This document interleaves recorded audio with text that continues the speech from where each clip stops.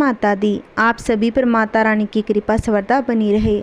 आज हम इस वीडियो में नवरात्रि के पहले दिन माता शैलपुत्री की कथा और विधि के बारे में जानेंगे। नवरात्रि का पहला दिन मां शैलपुत्री को समर्पित है। नवरात्रि में माता भगवती के 9 रूपों की पूजा करने से माता अपने भक्तों की पुकार सुन लेती है, उनकी सभी मनोकामनाएं पूर्ण भी कर देती है। मां शैलपुत्री पर्वतराज हिमालय की पुत्री है। माँ के एक हाथ में त्रिशूल और दूसरे हाथ में कमल का पुष्प है। यह नदी नामक बेल पर सवार संपूर्ण हिमालय पर विराजमान है, इसलिए इनको वृषारूढ़ा और उमा के नाम से भी जाना जाता है। यह वृषभ वाहन शिवा का ही स्वरूप है। घोर तपस्या करने वाली शैलपुत्री समस्त वन्य जीव जंतुओं की रक्षक है।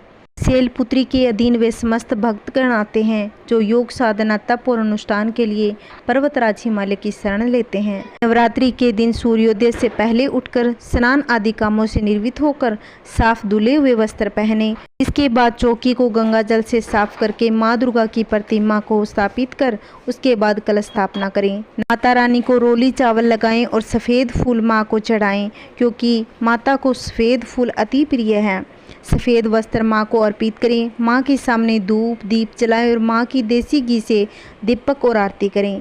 पहले दिन नवरात्रि का आरंभ माँ शैलपुत्री की पूजा के साथ नवरात्रि के पहले दिन दुर्गा सप्तशती का पाठ किया जाता है। माता शैलपुत्री के भोग में सफ़ेद बर्फी, मिठाई का भोग और इलायची और पतासे का भी भोग लगाया जाता है। नवरात्र के 9 दिन प्रातः, मध्याह्न और संध्या के समय भगवती दुर्गा की पूजा करनी चाहिए।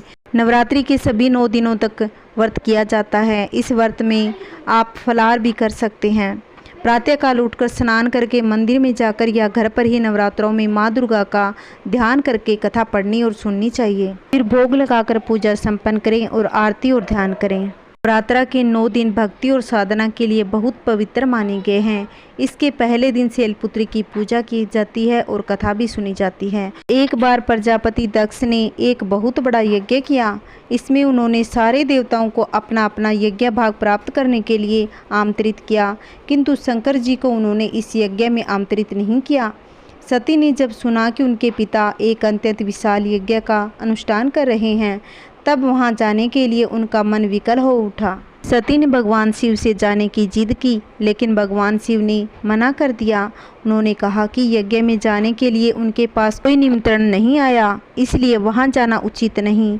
सती नहीं मानी और बार बार यज्ञ में जाने के लिए आग्रह करने लगी।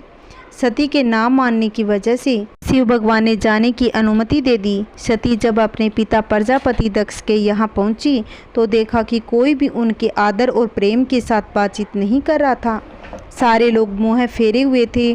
सिर्फ उनकी माता ने स्नेह से उन्हें गले लगाया। परिजनों के इस व्यवहार से उनके मन को बहुत दुख पहुंचा। उन्होंने यह भी देखा कि उनके पति भगवान शंकर के प्रति तिरस्कार का भाव भरा हुआ था। दक्ष ने उनके प्रति कुछ अपमानजनक वचन भी कहे।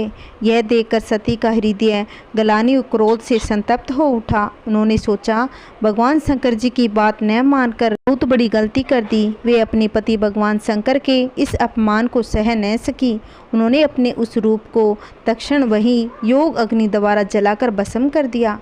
वर्ज ताप से भगवान इस दारुण दुख घटना को सुनकर शंकर जी ने क्रोध हो अपने गणों को भेजकर उन्होंने दक्ष के यज्ञ का विध्वंस करा दिया। यह सती अगले जन्म में शैलराज हिमालय की पुत्री के रूप में जन्मी और शैलपुत्री कहलाई।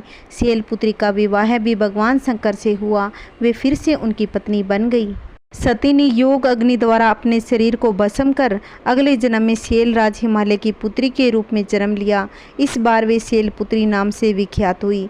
पार्वती, हेमवती भी उन्हीं के नाम हैं। प्रकार माँ शैलपुत्री का प्राकट्य हुआ। बोलिए माता रानी की जय। प्रकार 9 दिनों में नवरात्रि के समय हर दिन नई कथा सुनाई जाएगी और हमारे चैनल पर आप सब लोग बने रहना। जय माता रानी की। अगर आपको मेरी कहानी अच्छी लगती है तो वीडियो को ज़्यादा से ज़्यादा शेयर करें, लाइक करें और कमेंट करना ना भूलें।